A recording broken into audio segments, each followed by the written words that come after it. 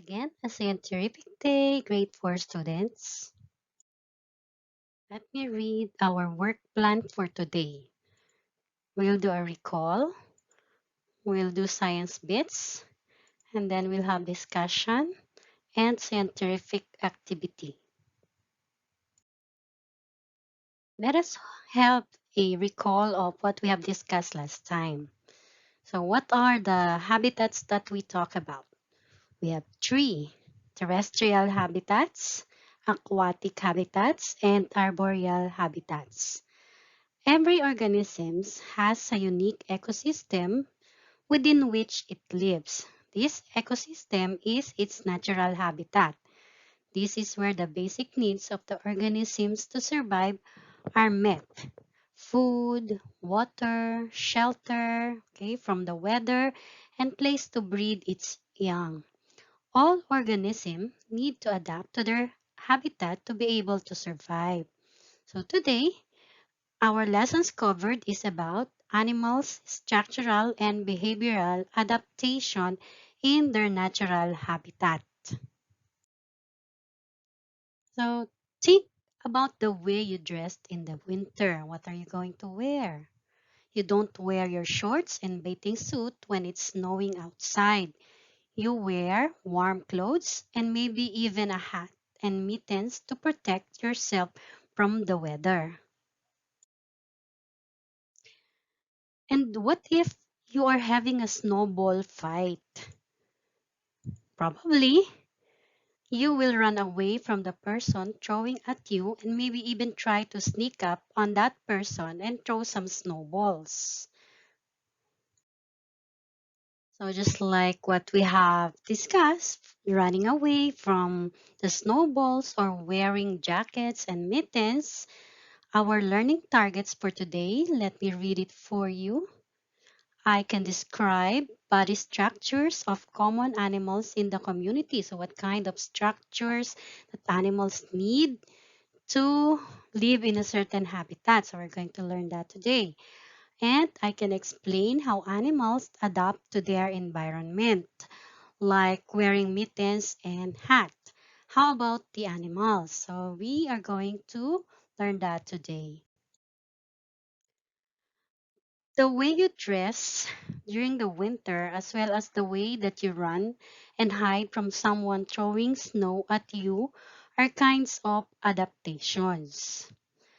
An adaptation is a modification or change in the organism's body or behavior that helps it to survive. An animal may adapt to its habitat in different ways. It may be a physical or structural adaptation.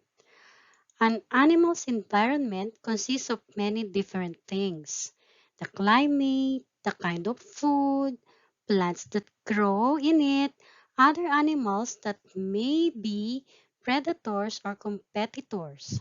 The animal must learn to adapt to each of these factors in order to survive. With increasing population growth and human activity that disturbs the natural habitat, animals must learn to adapt to these kinds of threats, as well as animals in the wild can only live in places they are adapted to. They must have the right kind of habitat where they can find the food and space they need in order to survive. So how did God make animals different? Can you think of animals that have special adaptation that help them survive? So we call that as animal adaptations. So look at this picture. What can you see in the picture? Can you see that one? That is a toad. It changed its body color and structures. Same with the rock. So these are animal adaptation to protect themselves. We can separate adaptations in two categories. Adaptation can be physical and behavioral. What is physical adaptations? When you dress, you may choose colors, patterns, and shapes that attract attentions. But suppose you did not want anyone to notice you. What colors, patterns, or shape would you wear then? Just like the toad, it changed its body in the color of the rock. So, physical adaptations are body structures that allow an animal to find and consume food, defend itself, and to reproduce its species. Physi- Physical adaptations help an animal survive in its environment. Now, look at this picture, the left side. What have you noticed? Correct. There is a walking stick. Okay, so the walking stick look just like a stick you can find on the ground. So this is the walking stick's way of defending itself so that you will not notice them and you will not kill them or the predators will not kill them. So these are what you call physical adaptations. Well, look at this picture. A rhinoceros, for example, has horns that it uses for several purposes. If a predator, such as a lion, attacks, a rhino will use its horn to protect itself and its young. Rhinos also use their horns to fight with other rhinos over territory or for a mate. Have you ever wondered how animals are able to survive in the wild? Oh, these zebras. Okay? Each adaptation an animal has helps it survive. Some of these adaptations serve more than one purpose, just like the rhinos and the walking sticks. Stripes for zebras. And it uh, it serves as their camouflage. Long and powerful legs for running and strong teeth adapted to a grassy diet are among the most adaptation of zebras. Animals have certain adaptations that help them to survive. So these zebras, look at their body stripes, okay, their ability to eat grass, and their long legs, powerful legs for running. Those are their physical adaptations. Many animals have physical adaptations that serves as a disguise. They can hide out in the open because they blend into their environment. The adaptation that allows some animals to blend into their surrounding is called camouflage. Okay, camouflage is use of color in a surrounding. Color patterns and body shapes are adaptations that help camouflage both predators and prey. Yeah, so look at that. The chameleon can change its color to match its surroundings. Can you do that? Of course. Maybe nowadays, no, with our technology, we can wear different colors to blend in the environment. Paint ourselves, okay, but with the use of technology. Unlike the chameleon, they can change color based on their surroundings as their natural adaptations. And this one, we have the polar bears. Okay, the polar bears has fur, looks that is very white. It can blend in with the snow. So the polar bear can watch its prey without being seen and attack when the time is right. The spots on a phone, yan, okay. So there's a lot of other animals that use camouflage, just like insect that shapes like a twig. Okay, the toad that can change its color like a rock. God designed some animals to look, sound, or behave like other animals. There are other animals, or these other animals may have warning signal to protect them. Their color or patterns may inform predators they are poisonous or taste horrible. The animals that imitate them are rather or neither poisonous nor terrible tasting. However, predators stay away anyway because they think both are the same kind of animal. When an animal imitates another animal or object to avoid predators, it is called mimicry. So if you will look at the picture, red spotted purple butterfly and then pipe vine swallow tail. They look the same. The red spotted purple butterfly is a mimic of the poisonous pipe vine swallowtail butterfly. A bird can't tell them apart, so it will not eat either one. So you call this as mimicry.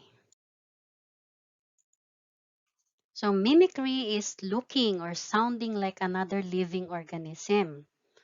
Look at this one. They look the same. But the other one is poisonous.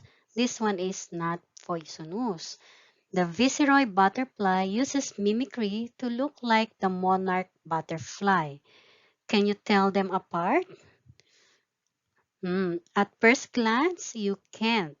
Okay, so this one, the viceroy is the not poisonous and the monarch is the poisonous. Other types of physical adaptation is body coverings and parts like claws, beaks, feet, armor, plates, skulls, teeth. Okay, this one, the elephant's trunk, is a physical adaptation that helps it to clean itself, eat, drink, and to pick things up. Now let's learn about behavioral adaptations from the word behavioral, behavior. So behavioral adaptation allow animals to respond to life needs. So when we say behavioral, this is how we respond. Okay, this is how animals responds to life. Okay, so in order for them to provide for their needs, how do they respond? That is what we call behavioral adaptations. So behavioral adaptations are animals' actions. Remember that physical adaptations are body structures, right? Behavioral adaptations are animals' actions. Each organism has unique methods of adapting to its environment by means of different actions. We can divide behavioral adaptation into two groups. Instinctive. Okay, so these behaviors happen naturally and don't have to be learned, just like the fish. Okay, instinctively, they know already how to swim because they live in the ocean. So these are what we call instinctive behaviors. The other one is learned behaviors. These behaviors must be taught. Okay, so everything that is taught is what we call learned behavior. Now let's take a look at what are instinctive behaviors. It happen naturally and don't need to be learned. So it's instinct. We already know this. Okay? Finding shelter. Of course, we need to find shelter. That's instinct. Methods of gathering and storing food. Defending oneself. Raising young. Hibernating and migrating. So these are all instinctive behaviors. How about learned behaviors? So what are the things that we can learn? Okay, dogs can learn how to play. We can teach our dogs, our pets. Those are what we call learned behaviors. These are obtained by interacting with the environment and cannot be passed on to the next generation except by teaching. So, us humans are higher order of animals. We learned a lot. We learned from school. So these are all learned behaviors. Okay, so these are examples of behavioral adaptations. Look at the popper fish. Pufferfish can inflate to several times their normal size. Fish and other animals travel in groups for protection to find food. Opossums can roll into their backs, slow their breathing, and become stiff as if dead. So these are instinctive behavior. Right, so we have physical adaptation and behavioral adaptations. Let us summarize all these adaptations. Okay, so we have specialized structures that they use in feeding. So these are the physical adaptations. Birds use beaks in obtaining their food. Leeches use their suckers in sipping the blood of their host. Big animals use their strong fangs and molars in tearing flesh and breaking bones of their prey. Insects use their proboscis in obtaining nectars from flowers. So proboscis, this one, oh, the thin one, like in front of their mouth. Ayan. Some animals disguise or camouflage as a means of luring their prey. Specialized structures used for grasping, apprehending, and killing prey and for self-defense. Yeah, you look at the picture, shells, hooves, fangs. Yeah, look at the bee's tail, yeah, stinger. And then this one. Big round eyes are what an owl uses to see very well in the dark to hunt food during the night. Eagles and hawks use their sharp eyes to catch their prey. They can see small animals in a long distance, even they are soaring high. There are also cold, poison, and secretion of this distasteful substance. So we call this as chemical defenses. Yan. So look at the squid. It sprays ink. Okay, ink sprays. Look at this one. Yeah, what I call this? It sprays stinky substance so that other animals will run away. So unpleasant taste, unpleasant smell, chemical spray, venom. Okay, larger animals seldom eat toads because they secrete a distasteful substance. Some animals attack their enemies or prey in large numbers. When provoked, bees and wasps attack their intruders in large numbers to protect their hive or colony. Some animals attack their enemies. Okay, look, they are making a circle to keep attackers in safe distance. Herds of cattle stands in a circle together. So fight in numbers. Big swarms of locusts drive away animals that come in their path. And some has keen senses used for hunting food. A snake smells using its tongue. Insect like a female mosquito uses it to sense the warmth of its victim's blood for sucking. Their sense of hearing is what bats use at night or inside a dark cave, sending out a faint sound that echoes back and serves as their guide as they fly in dark places without bumping into anything. So we call this as echolocation. Animals can be classified into two groups according to their body temperature. There are the cold-blooded animals and the warm-blooded animals. Cold-blooded animals are animals whose body temperature goes with the temperature of their environment. Very low or hot temperatures can harm animals. When it is too hot or cold, frogs, toads, and other amphibians hibernate or rest at the bottom of water forms like ponds. When the ponds dry up, They hide in the mud. After long months, they come out thin and hungry. While warm-blooded animals have a body temperature that remains almost constant, even if the temperature changes. Birds and mammals have adapted to places where the weather may be warm or very cold. Warm-blooded animals are protected from cold weather by their outer covering. Birds have feathers. Heat is trapped in the body by the feathers that help in keeping them warm.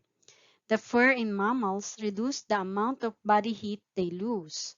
Polar bears can live in icy regions because of their thick fur.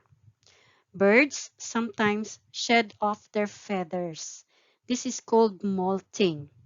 When the temperature becomes too cold, birds move to places with warmer weather and where there is enough food. This is called migration. They return to their former habitat when the weather becomes warm and food becomes plentiful again. Alright, so choosing animals to raise in a particular environment. Animals living particularly in a certain habitat need specific conditions in order to survive. Certain species respond differently. They have their unique sense of preferences or requirements, which include temperature, availability of resources such as food and water, characteristics of soil, enemies, competitors, and pollinators. Okay, so we have these domesticated animals. Domesticated animals are animals found living together with humans. They are sufficiently comfortable with people that they become people's companions. Examples of these are domesticated animals are dogs and cats.